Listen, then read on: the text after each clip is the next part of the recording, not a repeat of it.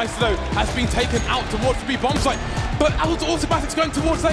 Nothing else is going on. He's got to go back. Stewie's on his own. But look at the time. Look at the time. There's 7 seconds to plant the bomb. They're trying to build pyramids, but there's no more play. Stewie's won the round. We're going to overtime. Talk on the turrets.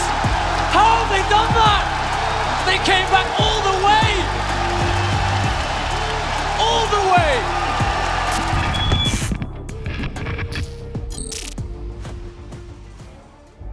For a man who did reach the finish line, speaking of, discussion of the Stew graffiti. The subject always comes up. And now at the end of CSGO, because we're actually at the end of the game, right? We sort of will not have any more graffitis added to the game because we will not have any more majors for CSGO. I gotta ask you, as a man who won that major, who's on that team, right? The Stewie graffiti at the end of CSGO's lifespan, what is sort of the final tally, the final reckoning? Should the Inferno clutch, should it have gotten a graffiti or not? Obviously the answer is yes, it should get a graffiti. The funniest thing about that entire sequence is that, like, after Skadoodle, you know, Skadaddy. After Ska, our team didn't have a secondary opper. Like, it's whoever wants to pick it up can pick it up. And it's just funny because I remember leading into, like, scrims leading into, you know, our major run and all that in Boston. Like, sometimes Tim was picking up the op, sometimes Stu was picking up the op, sometimes Tarek was picking up the op. And the only one who really didn't op was, like, Rush. So we had 3 secondary oppers. So I'm pretty sure what was going through Stu's mind in that moment, and I can't remember if I asked him, but what was probably going through his mind is like, you know what, like, these guys are going so slow, they're afraid of, like, actually committing to a bomb site early. I'm just gonna late round up, and, like, I'll get my shots. And that's exactly what happened. I mean, you know, Kerrigan has talked about this a lot, and obviously a ton of respect for Kerrigan. Yeah. The one thing that he wasn't understanding in that moment was, why were we playing so passive on CT side? We have Tarek, we have Stu, we have automatic, right? Like, we were known as, like, we're making a play. You just gotta wait us out. We're gonna make a play, and you can then either die to us or you can try killing us, right? But we stopped doing that for the last, like, 9 rounds or 7 rounds or whatever it was, and it really threw him off. And that's where the op play kind of came in for Stu, and he had that crazy, you know, backside moment. So yes, it should be a graffiti. These are all guys in NACS that I would consider to be, maybe save Naf, who I think is, like, the only outlier of a great NA secondary opper. Some of the best, like Tim is a extraordinary secondary opper. Stu, extraordinary secondary opper, right? Obviously Skadoodle, arguably or inarguably the greatest North American opper of all time, right?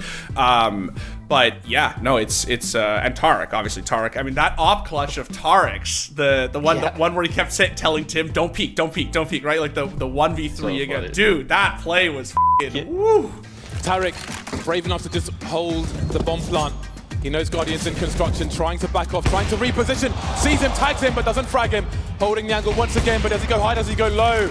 It is a dance, and now they concede multiple angles. Tarek going, takes all of Meister down. Guardian on 11 HP, Rain peaks, and he gets the angle now. Superior angle. Is there a defuse for the CT side? They're not on it just yet. They're spamming the grenades, they're touching the bomb, and now goes Rain. And now the bomb is trying to defuse it again, but no! Guardian gets taken down. Absolutely unreal round for Cloud9, and the score is tied. Just imagine you're Tarek, right? And you know this is like a make or break moment in the game, and you still have the presence of mind to communicate to your teammate while going for a peek. Like, let me play.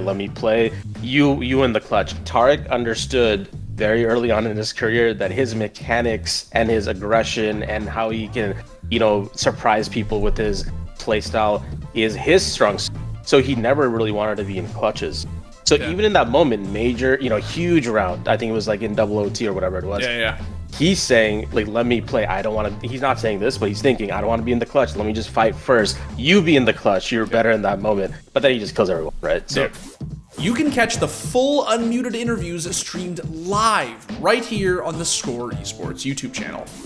Like, what does it actually take to be a professional? And it's not the same as everyone having to get along and be friends. I would say it's out of the norm if you have a really close relationship with your coworkers. But it seems like it's normal because we're in this digital kind of esports landscape. Everyone's streaming, everyone's having fun. There's social media, there's Instagram posts, everyone's being happy. There's Twitter posts, or sorry, X posts of things that are just it seems great, and it is great for a lot of it. But Yeah. at the end of the day, this is still work.